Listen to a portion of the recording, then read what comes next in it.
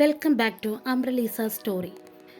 ഇന്ന് ഞാൻ പറയാൻ പോകുന്നത് കരുണയും സ്നേഹവും നിറഞ്ഞ ദരിദ്രരെ സഹായിച്ചിരുന്ന മദർ തെരേസയുടെ ജീവിതകഥയാണ്.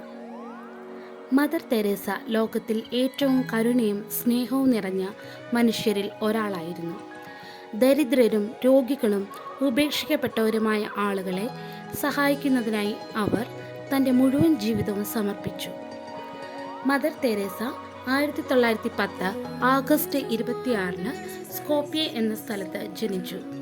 അവളുടെ യഥാർത്ഥ പേര് ആഗ്നസ് ഗോൺഷ ബോജാക്സിയു എന്നായിരുന്നു. ചെറുപ്പം മുതൽ തന്നെ അവൾക്ക് ദരിദ്രരെയും ബുദ്ധിമുട്ടുള്ളവരെയും സഹായിക്കാൻ വലിയ ആഗ്രഹമുണ്ടായിരുന്നു.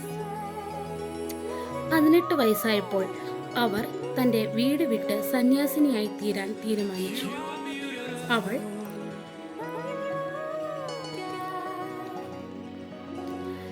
അവൾ ലോററ്റോ സിസ്റ്റേഴ്സ് എന്ന സംഘത്തിൽ ചേർന്നു. തുടർന്ന് അവർ ഇന്ത്യയിലെ കൊൽക്കത്ത നഗരത്തിലേക്ക് എത്തി. അവിടെ ഒരു സ്കൂളിൽ അധ്യാപികയായി കുട്ടികളെ പഠിപ്പിച്ചു.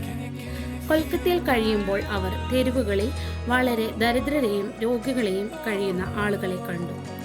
അവരുടെ ദുരിതം അവളെ ഏറെ ദുഃഖിപ്പിച്ചു. അതിനാൽ അവർ സ്കൂൾ ജോലി വിട്ട് ദരിദ്രരെ നേരിട്ട് സഹായിക്കാൻ തീരുമാനിച്ചു.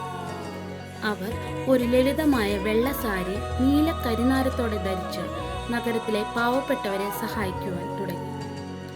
1950 Mother Teresa Missionaries of Charity എന്ന സംഘടന ആരംഭിച്ചു. ഈ സംഘടനയുടെ ലക്ഷ്യം ദരിദ്രരെ സഹായിക്കുക, രോഗികളെ പരിപാലിക്കുക, അനാഥ കുട്ടികളെ സംരക്ഷിക്കുക, വീടില്ലാത്തവരെ സഹായിക്കുക, മരണാവസ്ഥയിലുള്ളവരെ പരിചരിക്കുക.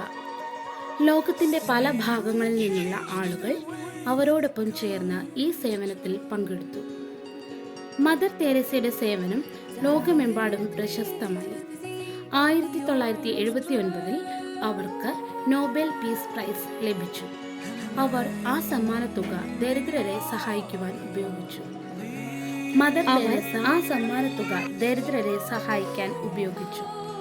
മദർ തെരേസ 1997 സെപ്റ്റംബർ 5 അന്തരിച്ചു. എന്നാൽ അവരുടെ സേവനം ഇന്നും തുടരുന്നു. ലോകമെമ്പാടും മിഷനറീസ് ഓഫ് ചാരിറ്റിയിലെ സിസ്റ്റേഴ്സ് ദരിദ്രരെ സഹായിച്ചുകൊണ്ടിരിക്കുന്നു. 2016 കത്തോലിക്ക സഭ അവളെ വിശുദ്ധയായി പ്രഖ്യാപിച്ചു. ഇപ്പോൾ അവർ സെയിൻറ്റ് തെരേസ ഓഫ് കൽക്കട്ട എന്ന പേരിലാണ് അറിയപ്പെടുന്നത്. ചെറിയ സ്നേഹപ്രവൃത്തികളും ലോകത്തെ മാറ്റാൻ കഴിയും. Thank you.